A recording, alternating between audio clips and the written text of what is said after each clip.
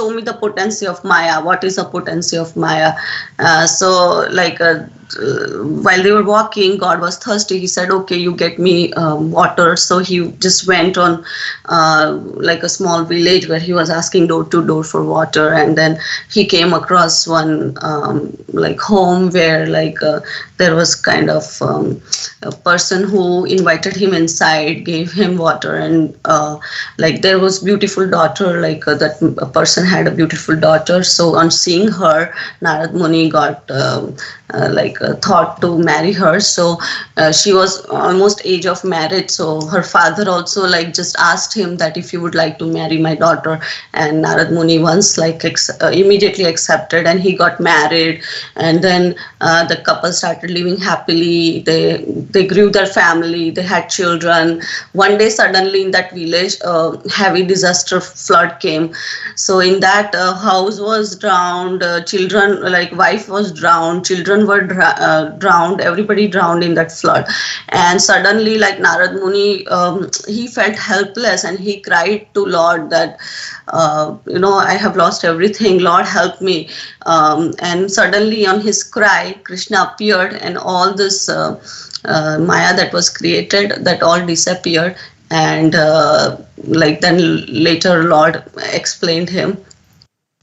So only when he cried the holy name of Krishna, he was saved from that helpless situation. So similarly for a conditional soul also, we have to do the same thing. We have to cry to the Supreme Lord helplessly to save us from this material world. And that's how we can overcome and become Krishna conscious in true sense. Prabhuji, if you want to add something.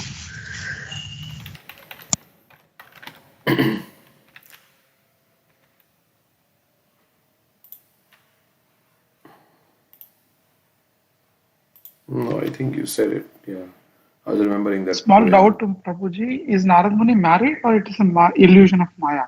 Really married? This is just like a illusion presented by Krishna. He's a brahmachari. Right. Okay. There is a poem by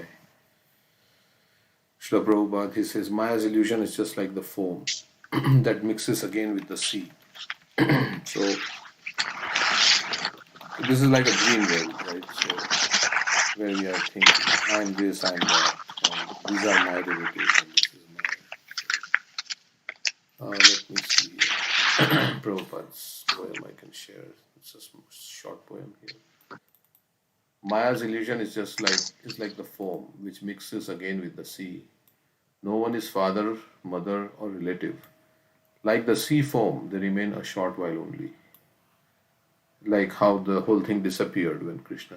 And as the sea foam merges into the sea, this precious body of 5 elements disappears. Who can say how many ephemeral forms the embodied soul has taken? So, I was reminded of that. Okay. Oh, I'm not We saw this drama at Mayapur, this story of Narad Muni meeting Maya. It was very nice because it was portrayed that he was very much enjoying with his family. For his wife and children, he had so much love, and then how the flood came and he was separated, and it touched the heart. He was in that auditorium, right? The auditorium. Correct. As a similar story with that, Markandeya Rishi, he also wanted to see that what kind, even he wanted to see that what kind of, what is the Lord's Maya is. Do you remember anyone remember this story? Mm-hmm. Because he saw the bank and he was drowning. I don't remember the whole. I forgot it. I heard from the devotee. But a few things I remember that when he saw that everything is drowning and he was drowning. But on the bank of there is a tree, and under that tree there is on the leaf, Lord Krishna in the baby form is there. I think how it starts that Vatasya Patrasya. And He there's a was he in was a sucked Govind. into the body of Krishna, right? Yeah, he saw that. When There's a yeah. baby form whose thumb, sorry, toe in his mouth. So it was like very pleasing, but there's like it's like that. And then when he reach over there, then he can conclude that Maya is. He was like so bewildered in the Maya. So it's a similar story. If anyone remembers, then can recite whole. I can search it. Maybe I Yeah, heard it from is a, in I think the Braj Bihari Babu. Bhagavatam. Krishna sucking his toe lying on a banyan leaf. Yeah. Kararvinde, Padarvindam, Mukharvinde, Vinde Yes. Yes. Shayanti, That's Patasya Patasya Patasya. Patrasya Pute Shayana, Balam Mukundam Manasas. Balamukundam This Sasmara. Yeah. Lal Govind Prabhu, I think he recites this before he says. Third lecture. So we can read that story of Markandeya Rishi.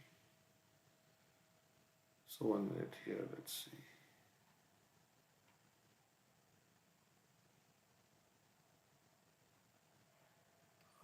Later on, maybe I'll find it and then, yeah. So anything else? I can sing one bhajan. Yeah. Go ahead, Preeti. Go ahead, Mataji. I just recite one word. So after you. No, you can recite. Okay. So it's a Kunti's prayer. The third verse. 1820. Um, तथा परमहंसानां मुनीनाम् अमलात्मनां भक्तियोग विधानार्थ कथ पश्येमहि स्त्रिया.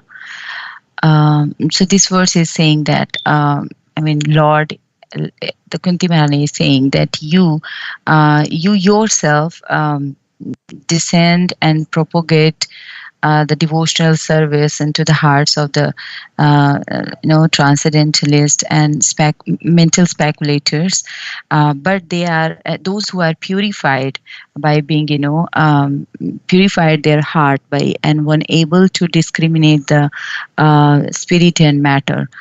So he's saying that basically basically this verse is saying that because without your mercy, without you give your devotional service into the heart of the devotees, no one can able to understand. And she is taking a very humble position that she's saying that then if they cannot understand you, then how can we women understand you perfectly?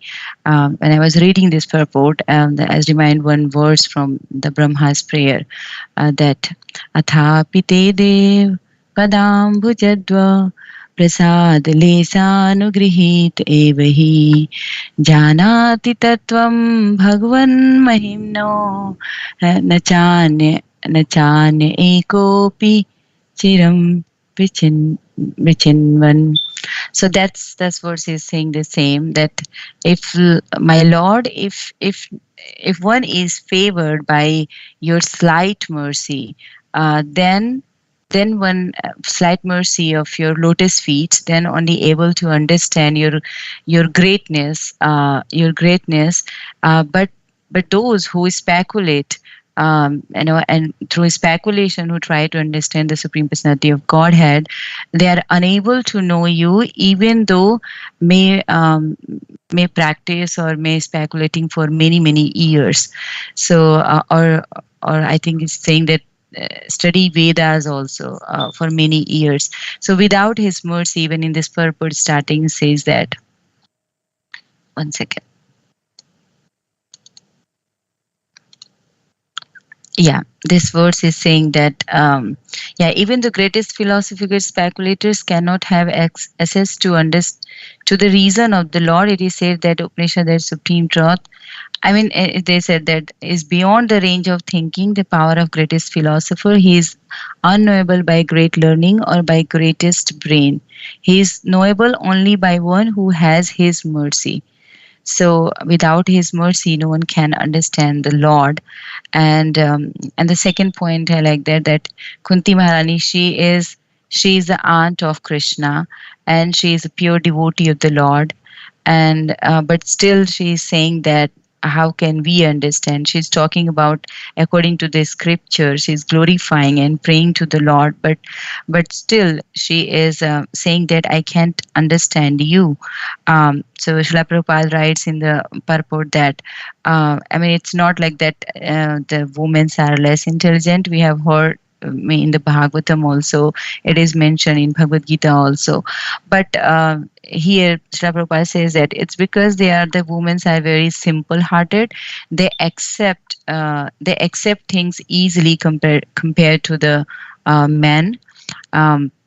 Compared to men, and they simply bow down to the Lord. And but the men, due to they are speculating more, and that's why he says that because of their simplicity, the more in the religious and the spiritual path, more the women are more have their more inclination compared to the men.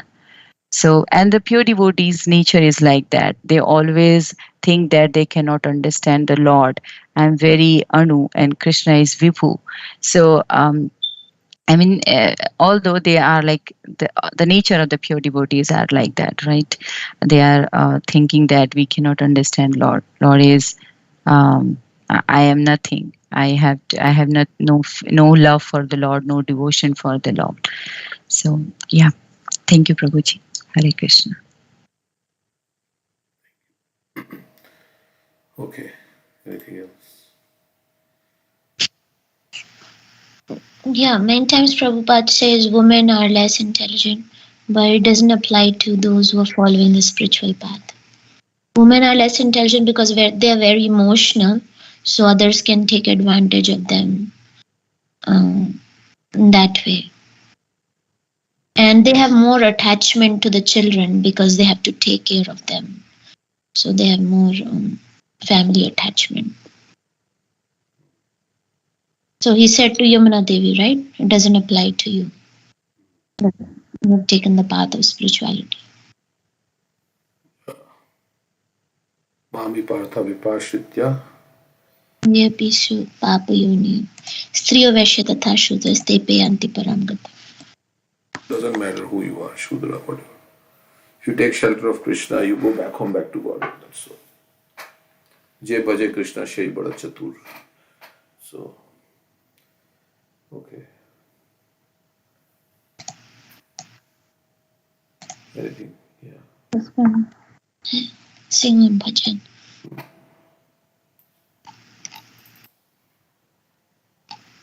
Okay.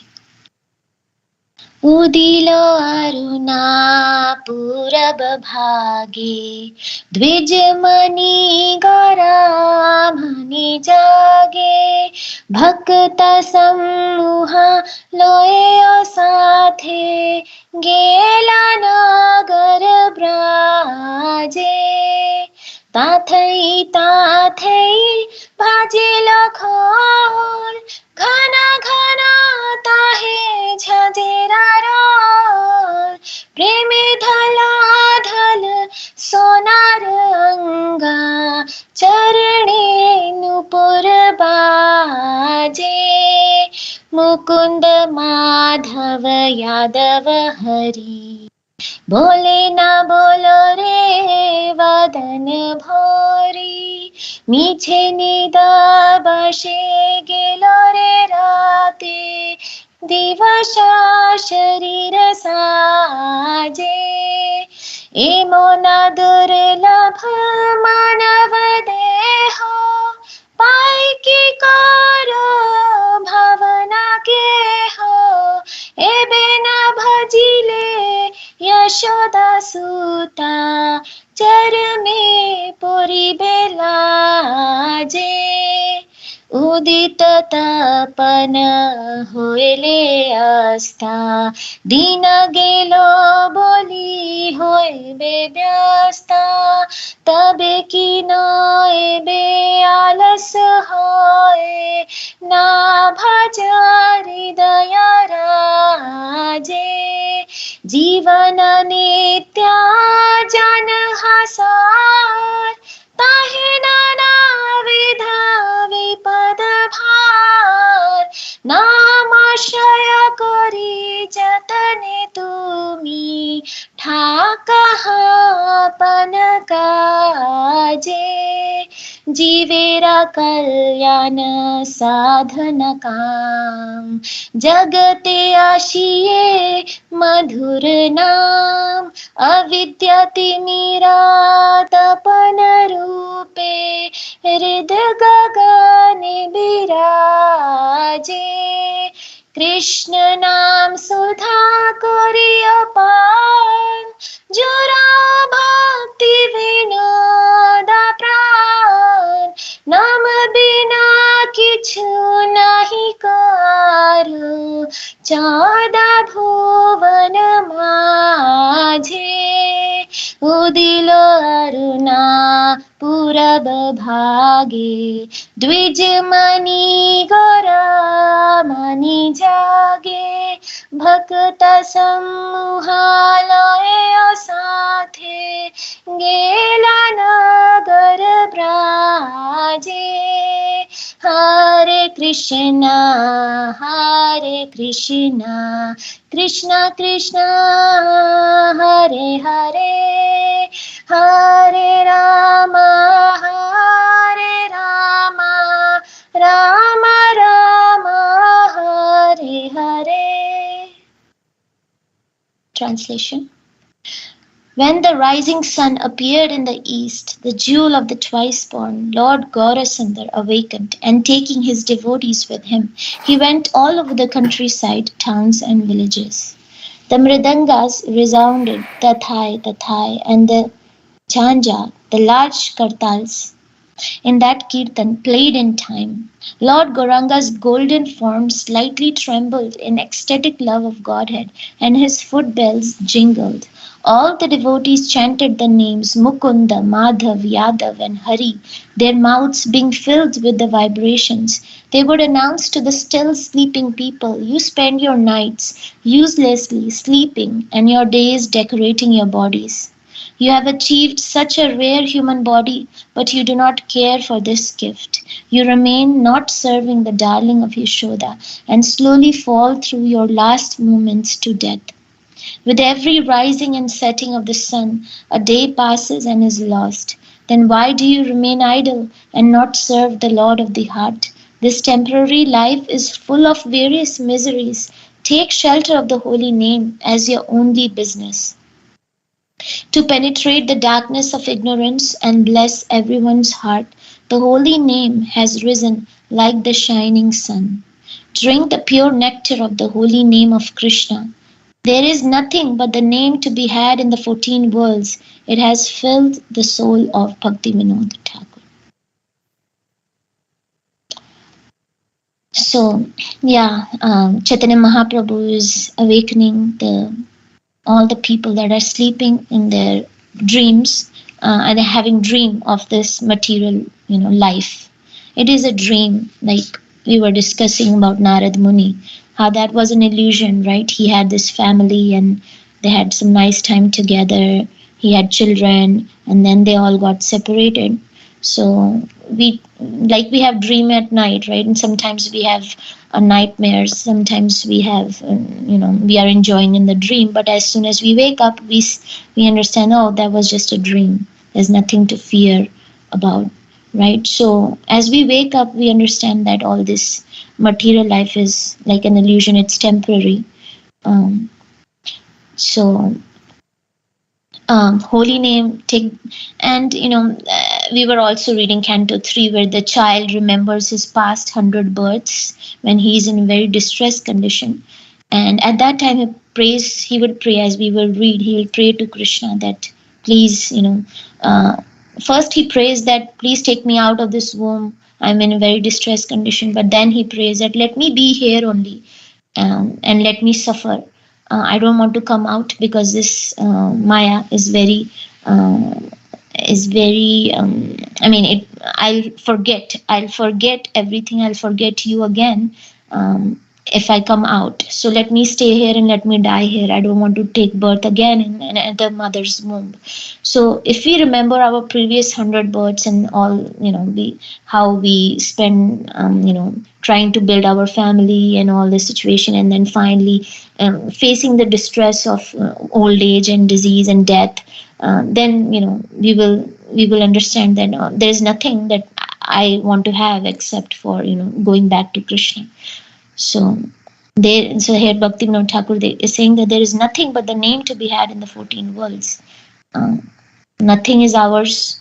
Everything is temporary. The only thing that will save us is the holy name.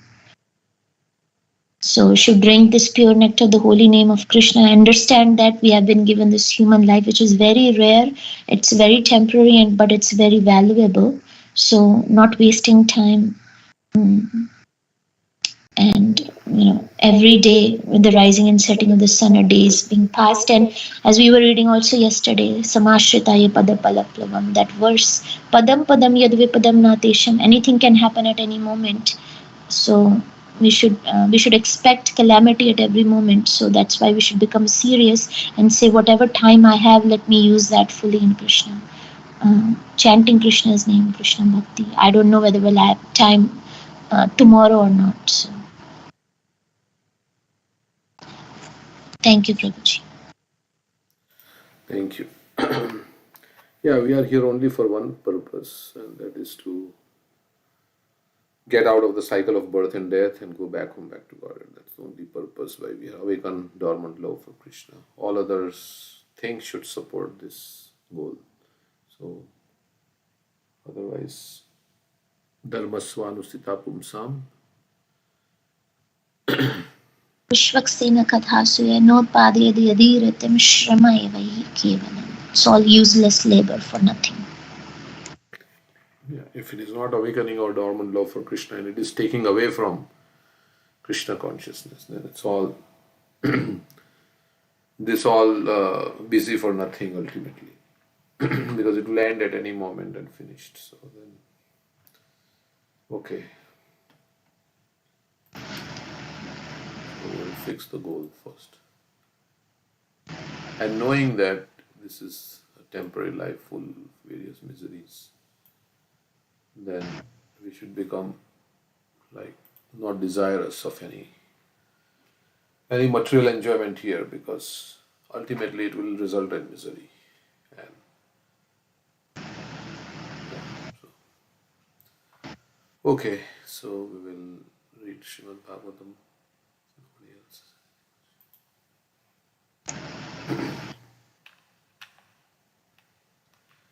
Few verses we can read.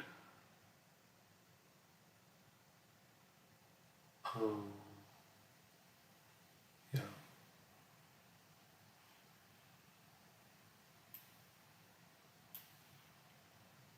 Janturuvacha. Jantu is the living entity. Tasyo pasannam avitum jagadichayata nana tanor bhuvi chalat charnaravindam soham vrajami sharanam hi akuto bhayam me yene drishi katir adarshya asato nurupa. The human soul says, I take shelter of the lotus feet of the Supreme Personality of Godhead, who appears in his various eternal forms and walks on the surface of the world. I take shelter of him only because he can give me relief from all fear. And from him I have received this condition of life, which is just befitting my impious activities. Okay, so Krishna is the one who gives the results of our karma. So he says, because of Krishna only, I have got this condition of life because of my impious activities, my turning away from him, and like that. That's why I came to this material world. So now let me take shelter of him, because he can give me relief from this miserable condition and all fear also.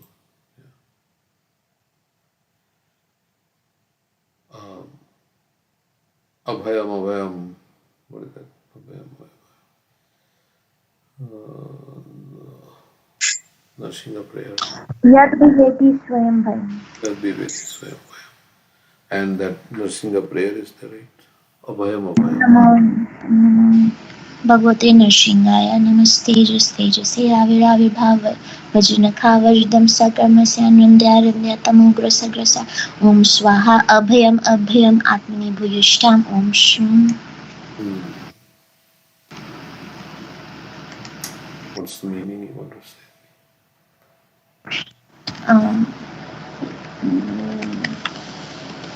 Om Namo Bhagavate Narsimhaya. I take offer obeisances to Narsingadeva.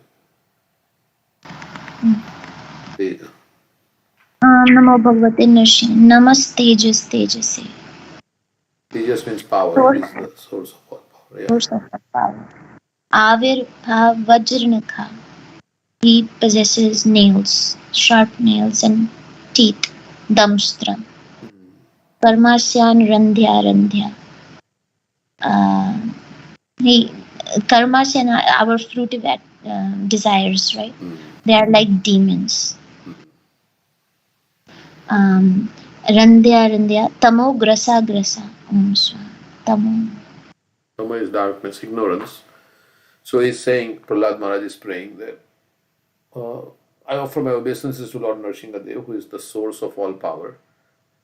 Om Namo Bhagavate Nrsimhaya. Namas Tejase, Avirbhava. Avirbhava is, please appear in my consciousness. And with your thunderbolt-like nails and thunderbolt-like teeth, drive away the desires, the material desires for fruitive activities in this world, karmasha and randhya, and drive away my ignorance, tamo grasa, om swaha. And in this way, so that I may become fearless.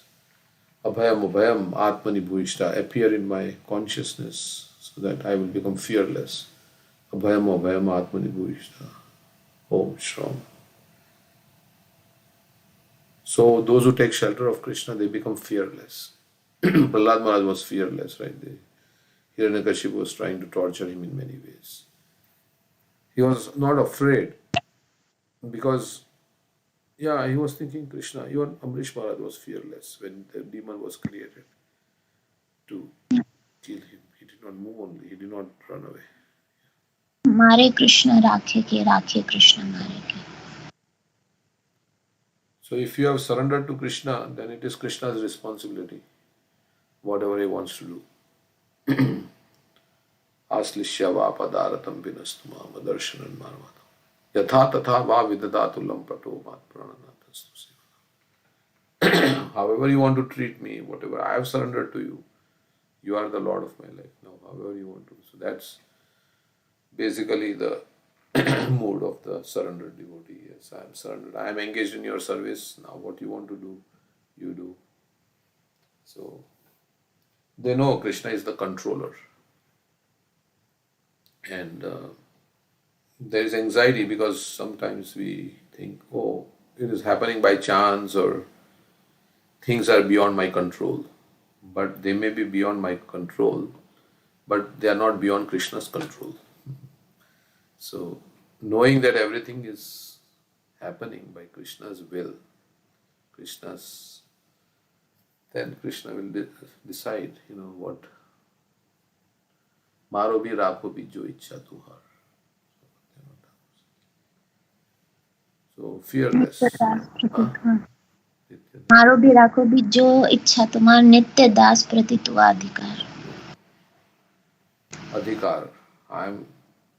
You have the right to do. Nitya das, I am your eternal servant and you can kill me or protect me.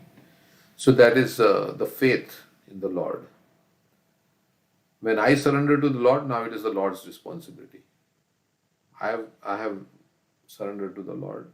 Now the Lord will decide what He wants to do.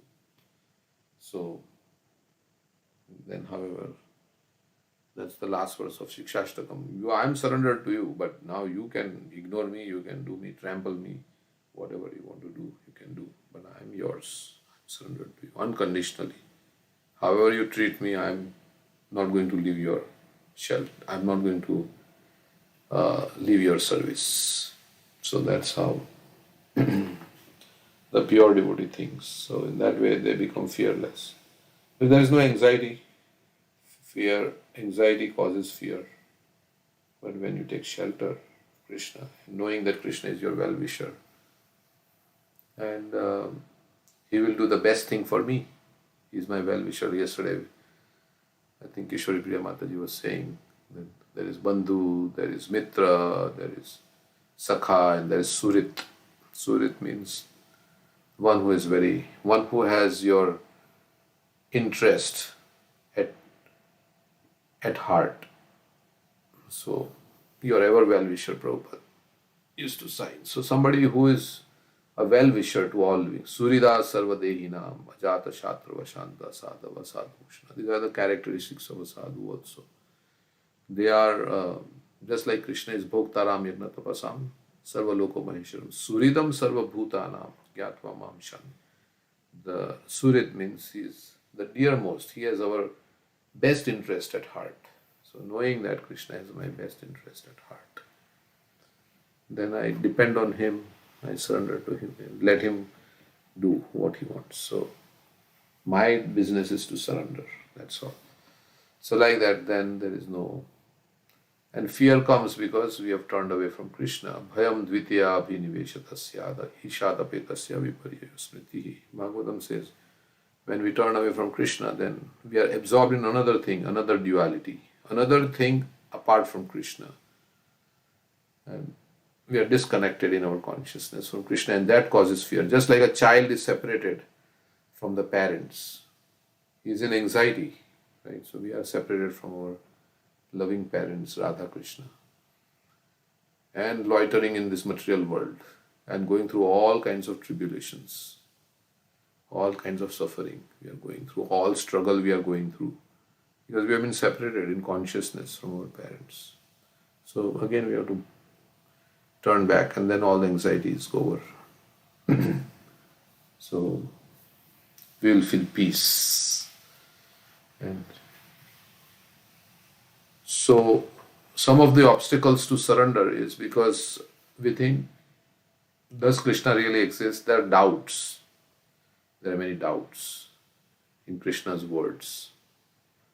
So will Krishna really take care of me? Is he capable? But we said yesterday, right, in Gajendra section, we were saying how Krishna has the desire and he also has the capacity. So both he has.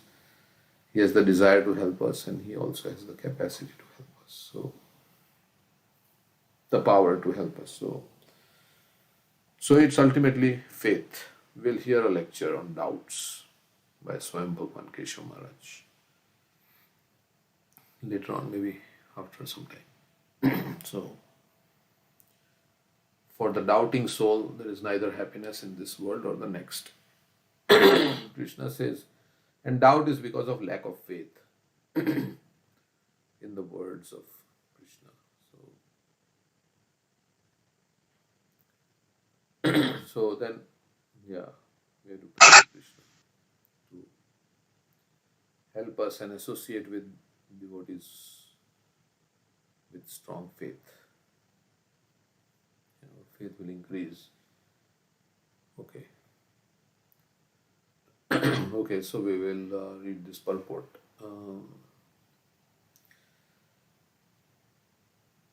Okay. He can give me relief from all fear, and from him I have received this condition of life, which is. So we are in a messy situation in this material world. Jivana nitya janah sa tahena na vida vipadabha. Bhaktivinoda Thakur in the song that he sang, he's saying, know the essence, sar, that this life is temporary. Jivana nitya janah sa. And not only it's temporary, in this temporary life, it is filled with various kinds of miseries. Tahe nana means very, various. Tahe nana vida vipadabhar. Vipad means dangerous calamities. That's why take shelter of the holy name as your only business. Naam ashraya kori jatane tumi thaka apana kaje. Kaj means occupation. So take shelter of the holy name as your main business, like that, and propagate the chanting of the holy name. Inspire others to chant. You chant and inspire others to chant. That's basically the whole movement. The word, No, I just remind that Kevalastakam also the same words, Prabhu. Nishwase nahi. Kevalastakam. Yeah, can you hear me? Yeah. There's some echo is there. So yeah, there's a no Nishwase nahi Vishwas कदा रुद्धो भविष्यति कीर्तनीयामतो बलयात् हरेर्नामेव केवलम्. So this verse is also saying, right, there is no, when the last breath will come, there is no certainty, and will, and abrupt all the material plans. So it's so wise. The wise person is like, they get a strength or practice, chanting the holy name and take shelter, because the holy name of Sri Hari is everything.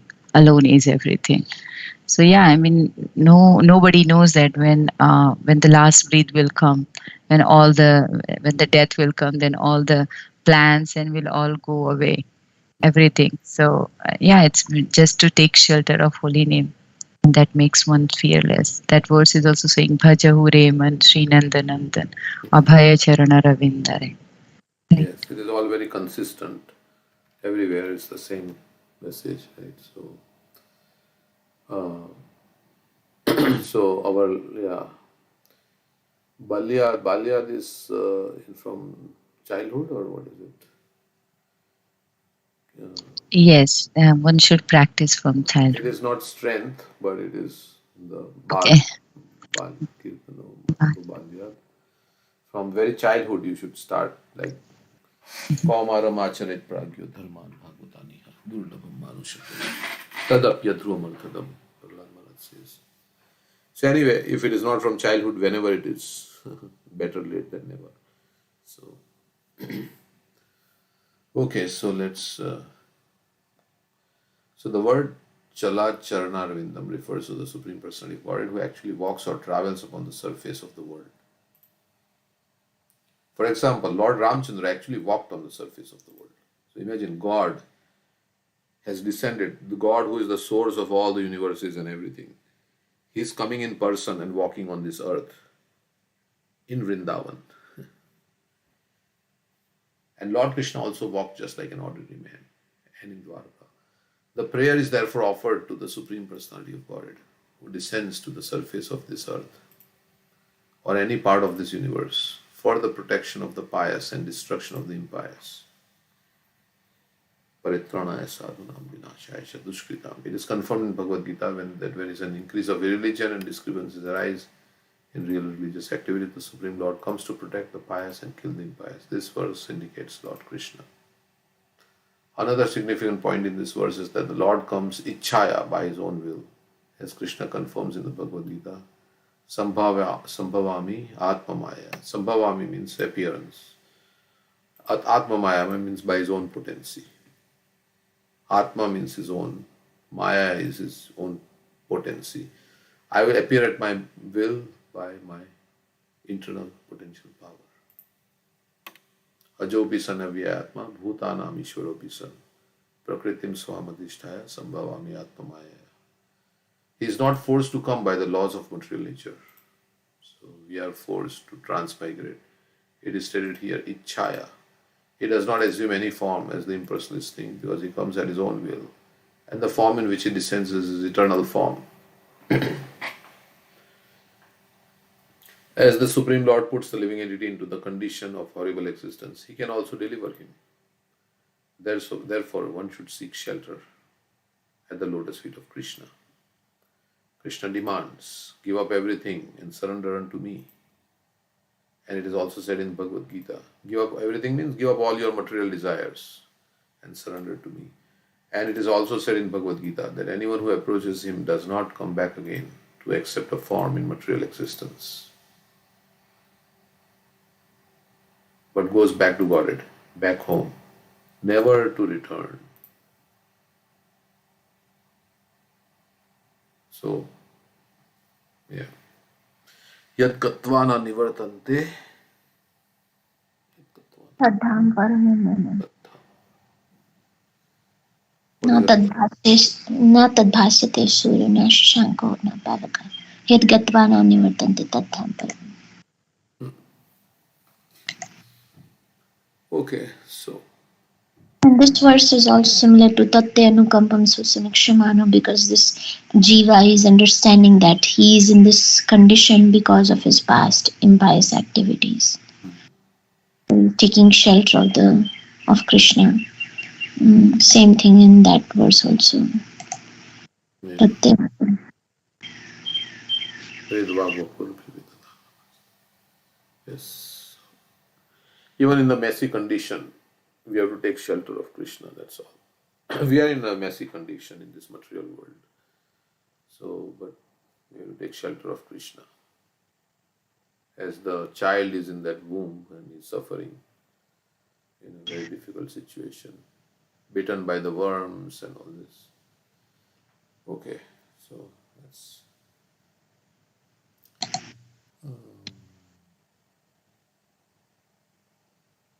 What else?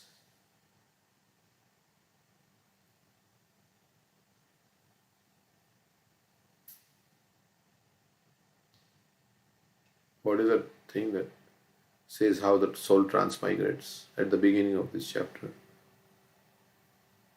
How does it transmigrate?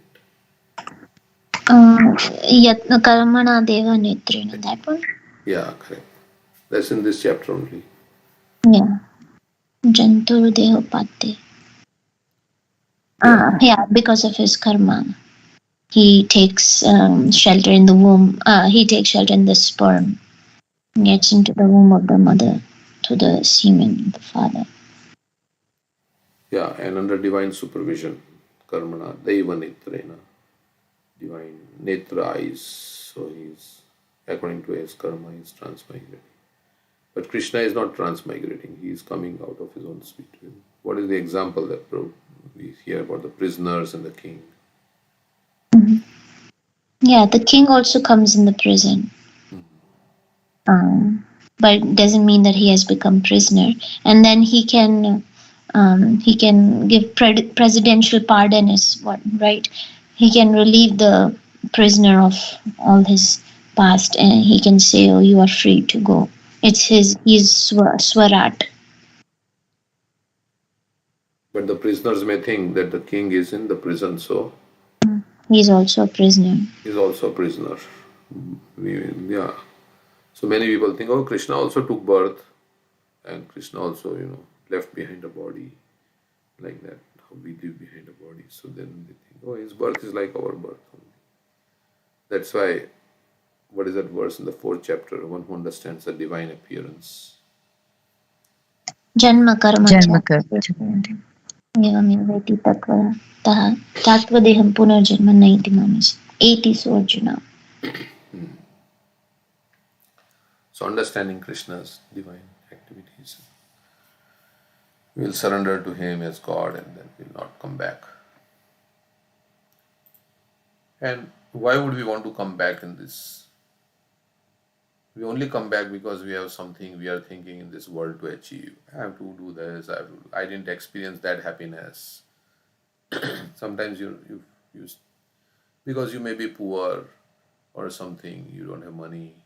So you may think, oh, I didn't experience that happiness of going on that vacation like that. If only I was rich, then all these are all desires that if only I had like this and if I had that. If I only, somebody who doesn't have a child, he says, okay, if only I had a child, I didn't have a child in my life. So all this if onlys, if only I had this or whatever. So that is why we come back in this material existence. Because we have all these material desires at the end of the life. If only my life went like this and like that, so I could have enjoyed better.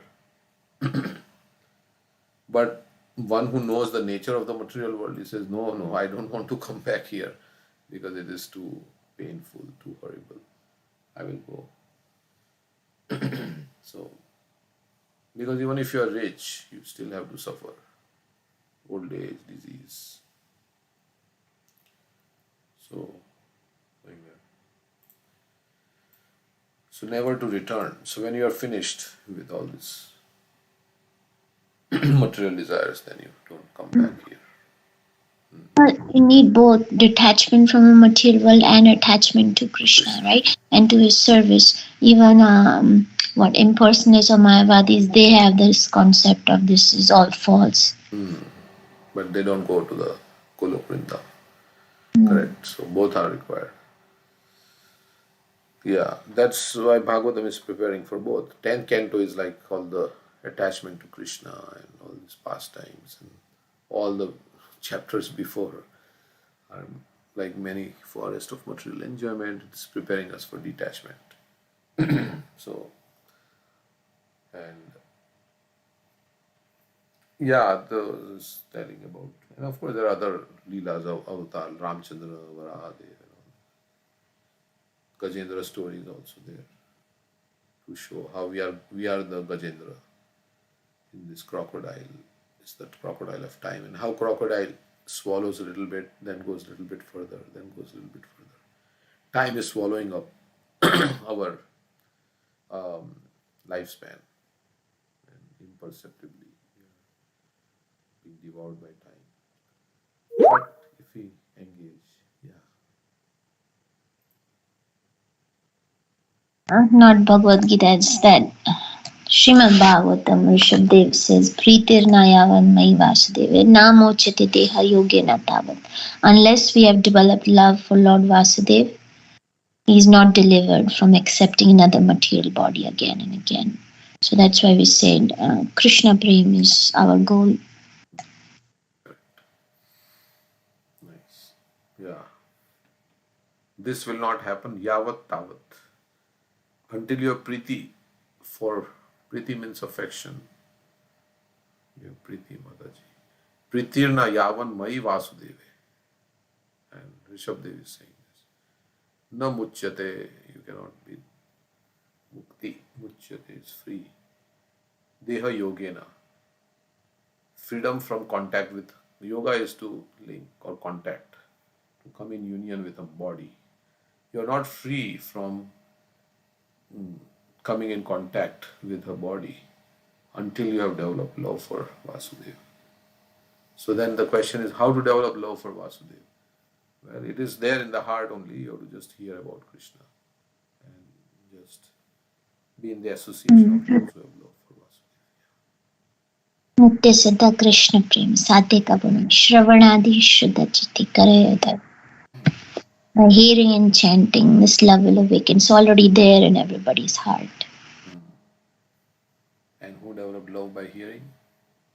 Rukmini and Prahlad Maharaj, so many, all of them actually, Parikshit. That's why Prithu Maharaj says, give me the association, this is the benediction. Sauttama Shloka. Mahamukhakrita, Bhavat Padambuja Gunakanalila. Smritim Punarvismita Tattva Vardhanam Kuyoginami no Vitarate Alambare. I don't want any other vara, boon, other than to hear from the mouths of your pure devotees. Other verse also he says, let there be. He says, give me million of years. So we may not have taste for hearing like that, but the means to get taste is also hearing like that. Prabhupada says, yeah, the means and goal are same. So the way to get taste is also, we say we don't have taste in chanting, but how to get taste in chanting? Just chant. So chant like that. And of course avoid the offenses. We desire not to do offenses, and chanting will give us the strength. So, and then when we desire not to do the offenses, then Krishna also helps. Okay, so this we have heard all this. What is the time? 7:57. We can hear that. Should we hear that class by Swayam Bhagavan Krishna on doubts? Sure. We have not heard the class in some time. So, so 1 minute. It's a philosophical thing, but it's nice. Because if doubts are removed, then we will get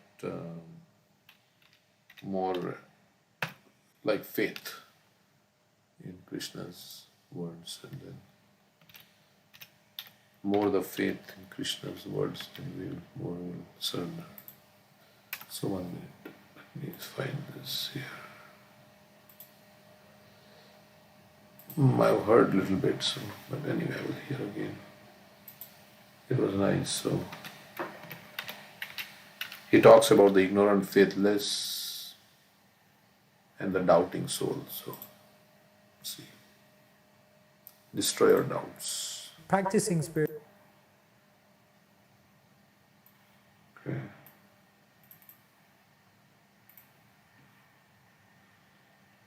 See.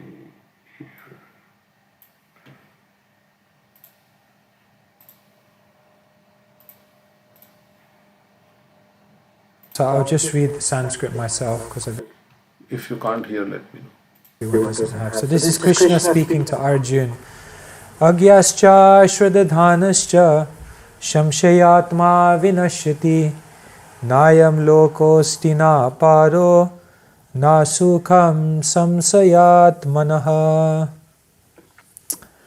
Now what is actually said about scripture is it said Prati akshara prati shloke nana arthakai, that in every word, in every verse, there are many ways to look at it.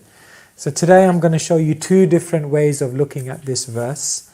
But first let me tell you the Srila Prabhupada's translation to this verse. So Prabhupada writes, but the ignorant and faithless persons who doubt the revealed scriptures do not attain God consciousness. They fall down. For the doubting soul there is happiness neither in this world nor in the next.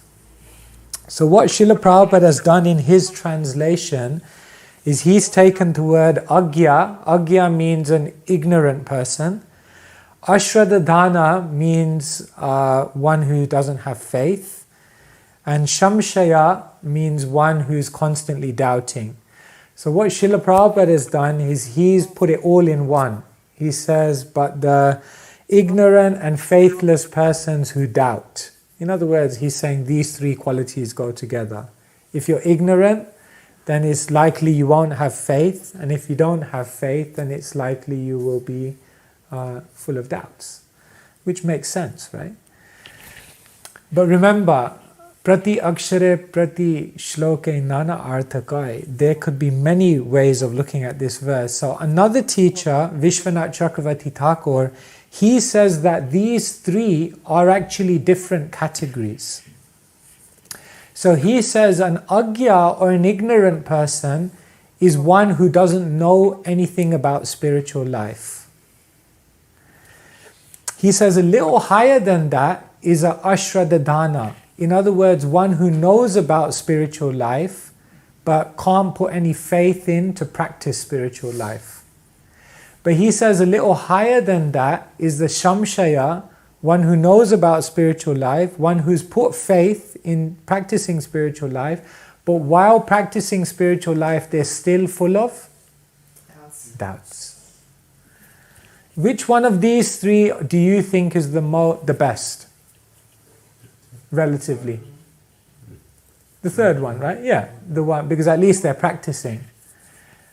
Vishwanath Chakravarti Thakur, that's what we would think. Vishwanath Chakravarti Thakur actually says Krishna is saying they're the worst. Because if you look in the verse, Krishna mentions Shamshayatma twice in the verse. Therefore Vishwanath, he says that actually they're the worst. Now you think, why are they the worst? Vishwanath Chakravarti Thakur says they're the worst because they're the closest and still they miss out. In other words, you know, like sometimes if someone just loses a marathon race, that's like, okay, that's bad. But imagine they run the whole marathon, they come right to the final lap, and then just like 100 meters before the end, they kind of give up. Then in one sense, that's even more frustrating. That's even worse. Because you were right there, you did all the hard work, and now you've given up.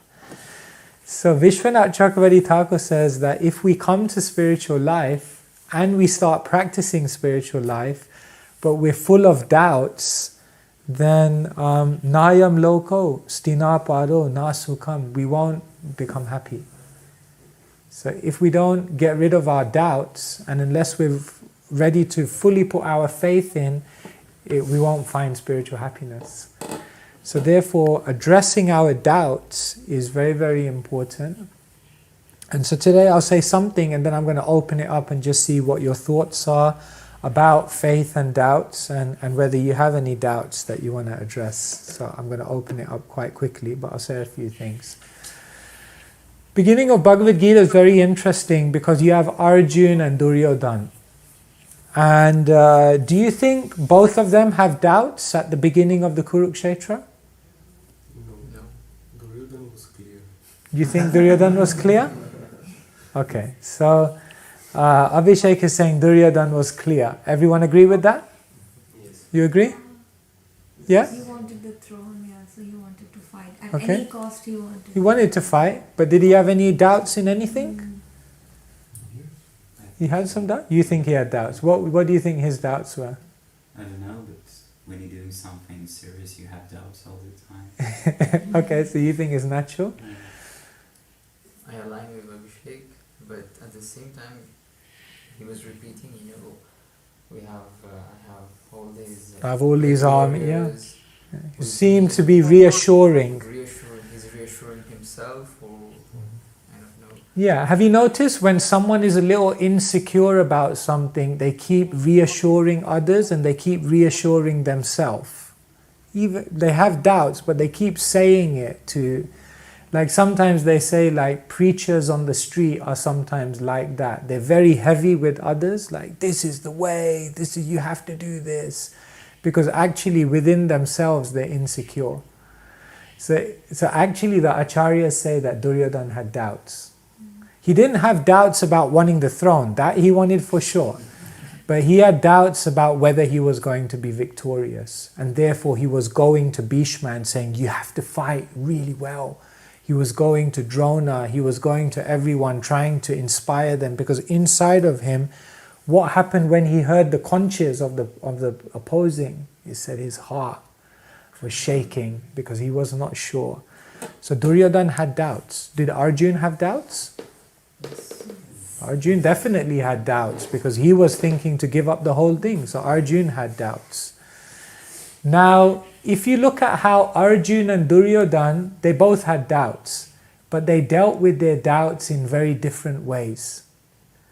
When Duryodhana had doubts, he just kind of tried to cover it up, brush it under the carpet, lock it in the closet, and just say very confident words and just carry on. Whereas Arjuna, when he had a doubt, what did he do? He came to Krishna. And what did he say? Karpanya dosho pahata svabhava prachamitvam dharma shamuddha chetaha. Shamuddha means I'm confused. Dharma shamuddha.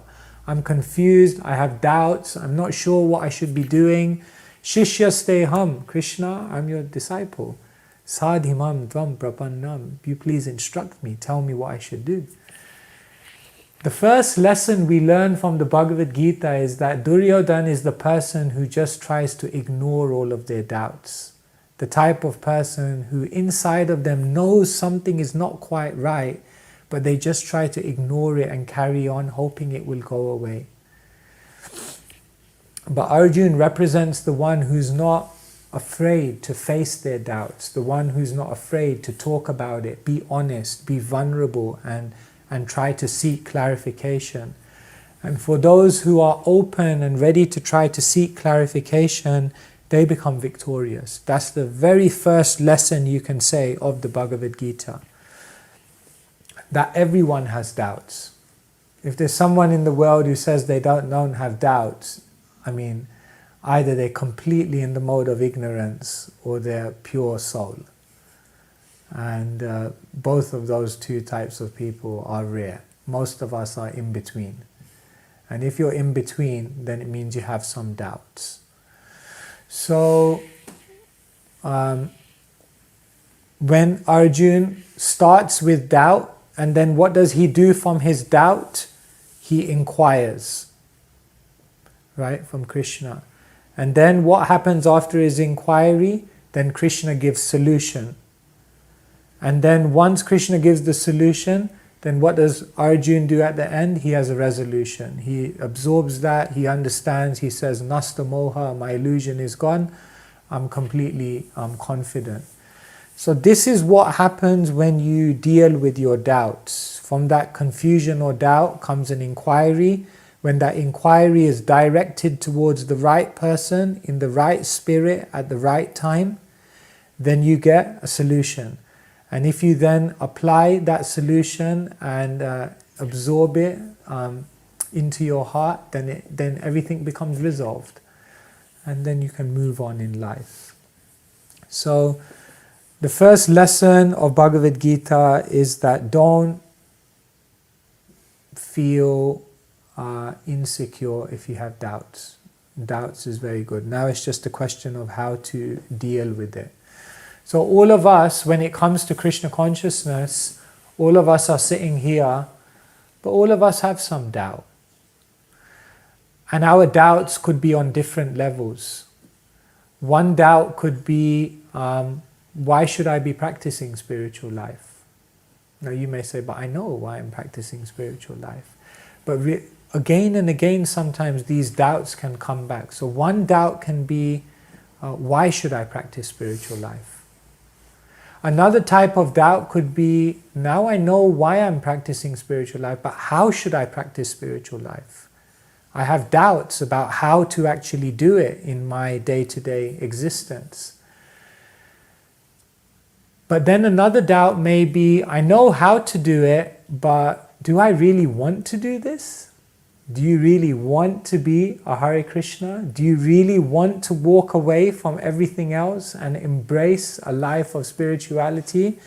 Everything will change. Your YouTube list will change. Your friends will change.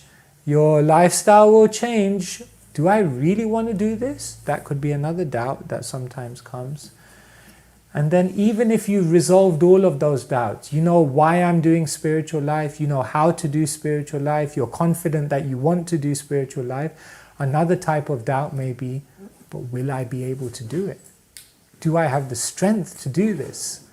I mean, maybe it requires such a determination and a discipline that maybe I won't be able to do it. So do you see? And these doubts, it's not that once you've resolved one of them, then it just disappears. Like, okay, I've nailed that one, it's gone. No, it can always come back. Things in life can make us trigger these doubts again. And so if you ever see sometimes like an amplifier and it has a graphic equalizer, then you can think of these 4 doubts like that. You know, like at different times in your life, something may happen, you know, like disaster, boom, and then that graphic equalizer comes up and all these doubts, you know, in certain things, or, you know, a failure in your life, and then the doubt, the 4th doubt immediately comes up, or, you know, someone else, you know, does something wrong, another fellow spiritualist, you know, shows some suspect character, maybe one of the first doubts come up. So therefore these doubts are constantly coming into our life. And Krishna says that you have to slash doubts with the weapon of, with the sword of? Intelligence. Yes, intelligence, knowledge, yes. Krishna says, Tasmad ajnana sambhutam ritstam jnana sinatmana chitvainam shamshayom yogam atisto tista bharata. He says, now, O Arjun, armed with the sword of knowledge, slash all the doubts that have arisen within your heart. So therefore we have to be able to address our doubts, and therefore we have an opportunity to discuss with each other. This in Vedic culture is known as Istagosti. Nowadays in the Hare Krishna movement, if you say Istagosti, it's more like a heavy managerial meeting, or like, okay, let's call it Istagosti, you know, like there's some problem, some scandal, something's happened, let's call it Istagosti. But actually, Istagosti means a time when people can actually come together and share their spiritual reflections, and also with an open and confident heart share what doubts they may have, so that others can also import and help, and in that way we can overcome things. When dealing with doubts, I'll just say a few more things and then I'll kind of open it up. When dealing with doubts, I would say 3 things are really important. First thing is discuss, like I've already mentioned that. Discuss your doubts, open up, find someone you trust, and explain to them, what insecurity is there within you. But another thing that's important when you have doubts is sometimes learn to delay your doubts as well. But hang on, you said don't do that. You should address them. Yeah, you should address them. But some doubts have to be addressed at the right time. And if you try to address every single doubt at the same time, you might find that you're not able to resolve them all at once. Therefore, some doubts, you don't have to ignore them or pretend they're not there, but you have to say, this is a doubt. I know this is a doubt. Let me put it in this box for now, and I'm going to deal with it, but let me carry on practicing a little bit more, and after I advance a little bit more, I'm going to come back to this and address this doubt. Or you say, this is a doubt, I'm putting it in this box, I'm going to move on, and when I find that I meet someone who I feel I can openly discuss this with, then so you're not ignoring it, but you're delaying it until you can address it in the right way. When you do that, oftentimes, you know what happens? You put it in the box, you move on, and then when you come back to open the box to deal with it, what do you find? The doubt has disappeared. Because many doubts actually just disappear with the process of spiritual life. So many doubts you will be able to deal with like that. So the first thing when you have doubts is discuss. The second thing when you have doubts is delay. And the third thing with certain types of doubts is you can downplay them as well. Like there may be certain types of doubts which are very, very small doubts or very, very kind of trivial types of doubts.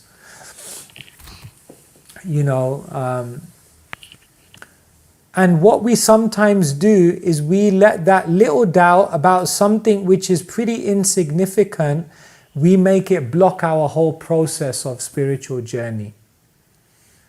So say for example, if there's one person at the temple who you kind of have a doubt about in terms of their integrity or something, then what happens? You can take your doubt in that one person to then stop your whole journey, because you've made that doubt bigger than it needs to be in terms of your journey. So certain types of doubts you can just downplay, and you can say like, yeah, this is a doubt, but it's not so important. It shouldn't stop me from moving on in my journey like that. And so if we approach doubts in this way, by discussing them, by delaying them to the appropriate time, and by downplaying them if they're not so significant, then gradually what will happen is all our doubts will be removed.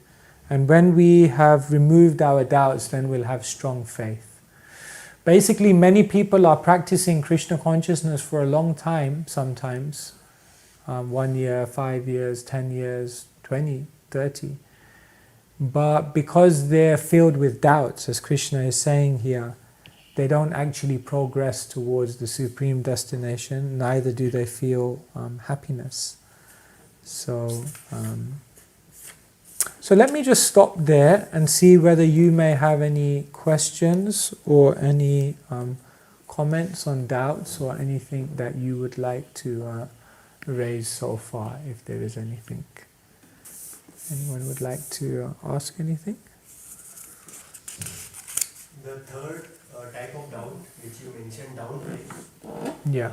Actually, that was not clear to me. Can you please Yeah. elaborate? Sometimes we have doubts in certain things, but every doubt doesn't have equal significance. Like say, for example, One type of doubt could be like a doubt in the philosophy of the Bhagavad Gita. Now that's a big doubt, because if you don't, if you doubt the philosophy, then that's the very foundation of your spiritual practice. So that kind of doubt you can't downplay. That kind of doubt you have to deal with it. But there may be another type of doubt. For example, you doubt, as I was mentioning, the character of one person at the temple. Say you get along with everyone at the temple, but then you meet one person at the temple who you don't kind of fully have faith or trust in, and you have doubts about them. Then sometimes, because of our doubts in them, we begin to doubt the whole philosophy of Krishna consciousness. So that's not wise, because that kind of doubt just needs to be downplayed. Okay, maybe I do have a doubt in this person, but all of these other people I have faith in, so why should I take them as such a big thing? Does that make sense? Yeah. Yeah. Yes. In the verse in the verse we saw that the three gradations of people. I think that was interesting for me. I heard it first time. Yeah. Vishwanath Chakravarti Thakur's commentary. So I feel that this Samshayatma is something that many of us, and at least I could see that, I could relate with that we have the knowledge, we are practicing, but Constantly doubting. Yeah. Yeah. So the question is, like when we know that this is the right thing to be done, so I need to regularize my life, I need to be consistent in doing things, and for some days we have that determination, but that doesn't sustain always. So how to have that kind of determination so that we can go on consistently? There may be some ups and downs, but more or less at least we can be consistent. Yeah. So how do you find the determination to do something even when sometimes doubts are coming and kind of distracting you or deviating you from the path? See it's like this. Although you've asked me that question, I think you also know the answer to it. Because in your life, I take it you have a good job. What are you working as? Yeah, okay, so in order to rise to that level of the corporate ladder, you must have had determination. In order for anyone who's raised a family or raised children, you have to have determination. For any of you who have bought a house or have significant material security in the world, you have to have had determination. Like you already done it. It's not that you don't have determination. You already did it, otherwise you couldn't have achieved all these things in the world. How can you bring up a child in the world if you don't have that determination? So now you have to ask your question, you have to ask yourself the question, why did I have faith in that? And why don't I have faith in Krishna consciousness? That's the question you have to ask. Like, why am I not willing to make the same amount of sacrifice that I made to rise in my career? Why am I not willing to make the same amount of sacrifice in my spiritual journey? All of the risk that I had to take in order to achieve anything material in the world, why am I not ready to put the same amount of risk into my spiritual journey? That's the question we have to ask. So what do you think the answer to that is? Why may we not be ready, for example? Imagine we put 10% of the effort of what we put into building our career. Imagine you put 10% of the effort in terms of time, energy, resource, risk into your spiritual journey. Don't you think we'd be very far? We'd be far, right? Why is it? Why can't we do that? What do you think the answer is? Why is it that you know how to be determined, you know how to take risks, you know how to make a sacrifice? Now all I'm saying is do it for Krishna consciousness. No, that's hard. Why? Well, one thing is that, faith. But one thing is that I guess the result is more intangible in the beginning, whereas the result here is more, you put the effort and then you get a pay packet and you see the number and you can buy things.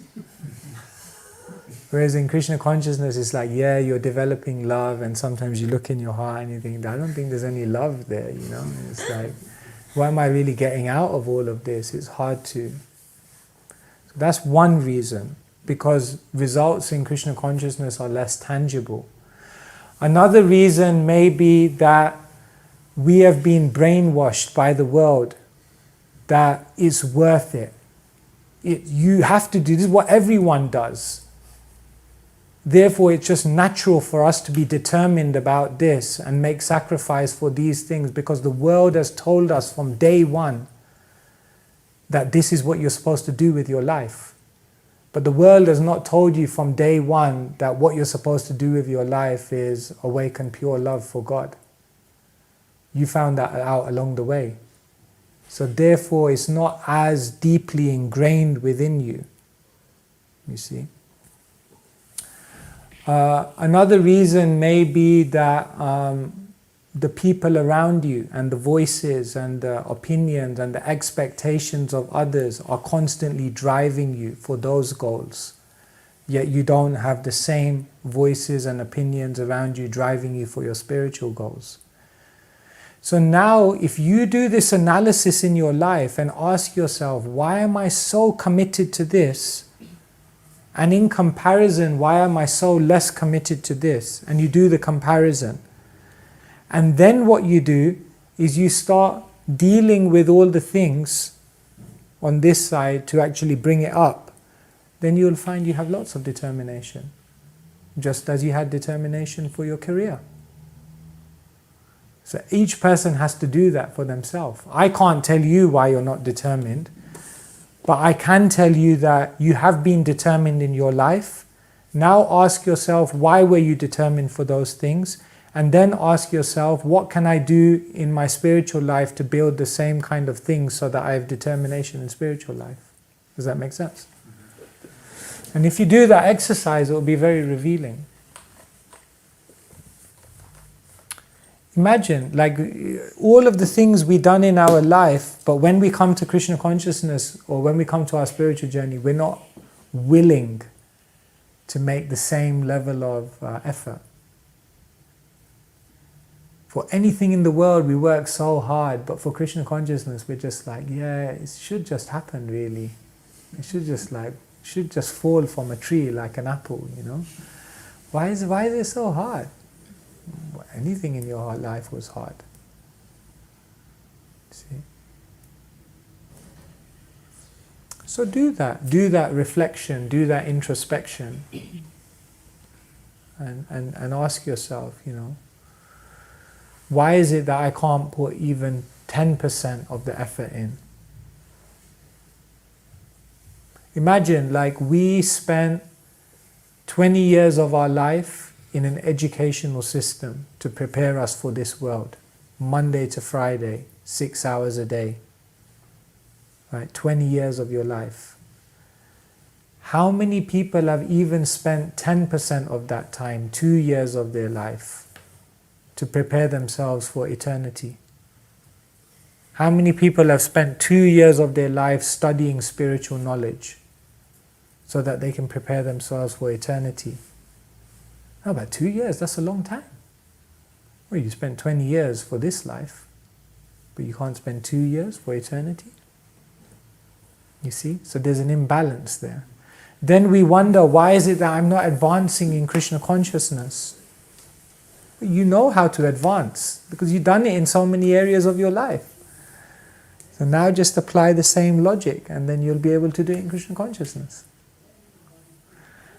Now you may say, oh yeah, easy for you to say, but we're living in the world, we've got a life, we've got so many things. I can't just take 2 years out like that. You've got to be practical.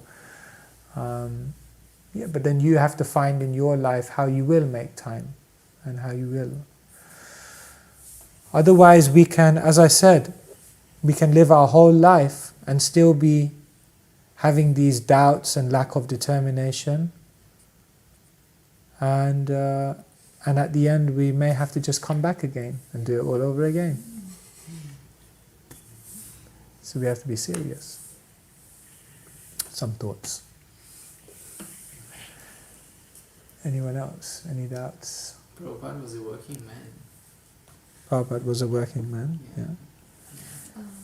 Prabhupada is a working man and he nailed it. He did. It's not that working man cannot do it. Yeah. Bhaktivinoda Thakur. Yeah. Yeah, the bhakti path, we were talking this morning, one of the most amazing things about the bhakti path is that you don't have to actually, in one sense, make a huge revolution in your life, but you just need to connect everything in a spiritual way. And therefore in our tradition we have all of these teachers, Bhaktivinoda Thakur, Srila Prabhupada, who were actually householders, who had children, who had jobs, who had responsibilities, but who simultaneously embodied the highest level of spiritual realization. So we can study their lives and see. Yeah. Yes. Okay. Sorry, Maharaj, if my question brings out a bit materialistic side of me. Yes. But there are two questions. Number one, I often doubt in Krishna consciousness or in just practicing spirituality, is it wrong to wish for something, right? Number one. Material Yeah, things? so not thinking that it's a give and take relation, that I pray to God, you give me something in return, no. But still... you want certain things. Yes, and is it wrong? And second, if let's say I'm wishing for a promotion and if I don't get it, let's say, I have doubts sometimes, not in the process, but I doubt and fear that my faith into this process should never diminish. So it's kind of a tricky situation at times, you see. So...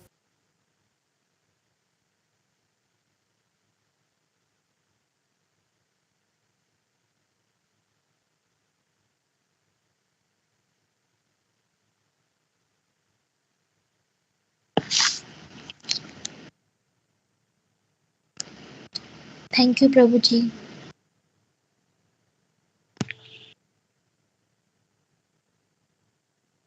Can't hear you. We can't hear you.